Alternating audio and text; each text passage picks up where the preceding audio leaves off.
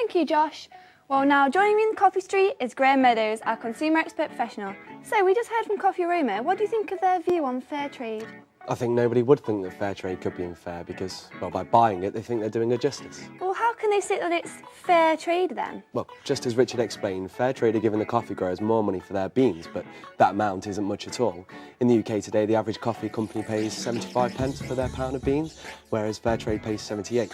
Shops like Coffee Aroma are paying £25 for their beans, and I mean, it's a massive difference, and for that price, you're getting a high quality product too. But why doesn't the money go directly to the fair trade farmer? Because fair trade have merely bought the beans from the growers and taken them into Western Europe to do the processing. Fair trade operates as a charitable foundation that uses 50% of its revenue to increase its own size, not on supporting the communities. That doesn't sound very fair to me. I just want to throw fair trade in jail right now. Do not pass go. Do not collect £200. Indeed. Well, we've established the actual price that the growers get paid, but what about the quality and the value for money? Join myself and Graham as we move into our fair trade shop. As you can see, we have many fair trade items around us. Everything looks great. We wanted to put these items to the test to see which you think is the best in terms of quality. Let's start with T-shirt A. Yeah, it's nice. It feels good quality material. You can really tell the quality in clothes in the terms of softness. So you like T-shirt A? I do. It feels like it'd be a pleasure to wear. So let's move straight on to T-shirt B. It doesn't feel as soft as T-shirt A. It hasn't got that lovely snug feel to it.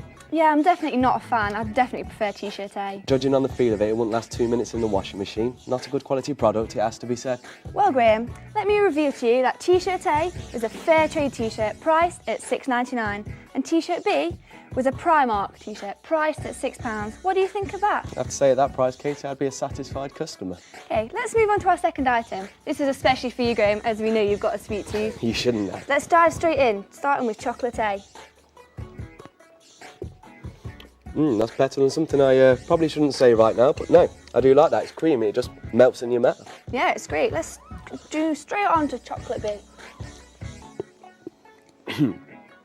I'll tell you something, I wouldn't feed that to my cat. That's awful. It tastes really bitter.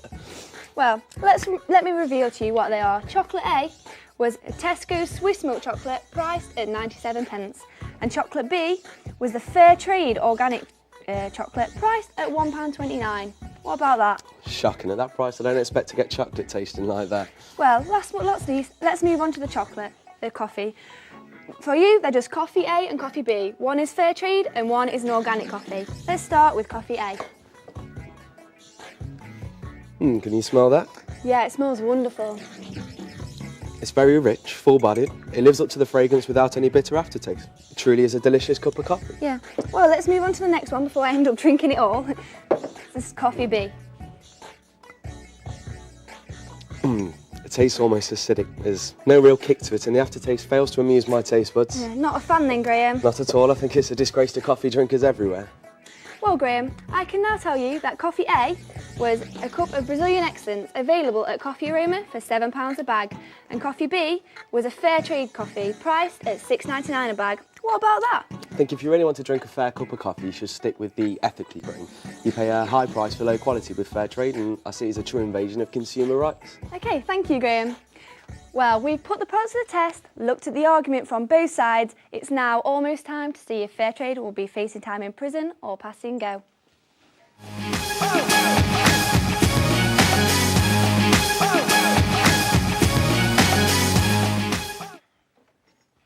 Right, here's another one for you, right? Okay, there's a man walking down the street and he's carried a big bag of coffee, yeah? Wait a minute, right? And then another man goes, hey, what's with the big bag of coffee, yeah? And he goes, oh, I got it for my wife. To which the other man says, well, that is a fair trade. So that's funny. So here I am in consumer jail to help us decide. As always, we'll be using our Monopolised hotels and houses to find out what we'll be scoring with. Houses are positive, hotels are negative. If fair trade has more hotels and houses, it will be going straight into our consumer jail. No time for just visiting. Okay, so let's begin. I'm going to be scoring in favour of fair trade and Steph will be against. But firstly, I think fair trade deserves a house because they are bringing it a good point to the public's awareness, which they're just not getting paid. It's not fair. I think, though, for the next point, we should award fair trade a big fat, stinking hotel. Ugh. Because when it comes to it, the taste just isn't there. And that's not fair when you're paying a high price. That is true. So at the moment, that's one house to one hotel. But fair trade should have another house because at the end of the day, they are paying the farmers more money, which is making trade fair. It is. No. OK, Katie. We've discovered, though, that they're using 50% of the profits on their own growth. The price fair trade pay to the producers is not a lot. So that is one hotel, even. Secondly, not done yet, consumers have been tricked into thinking they should pay more money for a better quality product. I don't think so. That's why I'm going to award them a final Monopolised hotel. You know what, Steph? I agree. So that leaves fair trade at a final score of 2 houses to 3 hotels.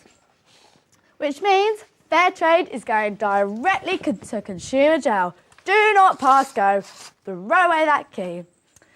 If we see significant changes, we will be awarding them a get out of free jail card, offering them fair trade the chance to go at pass go. More on fair trade next week.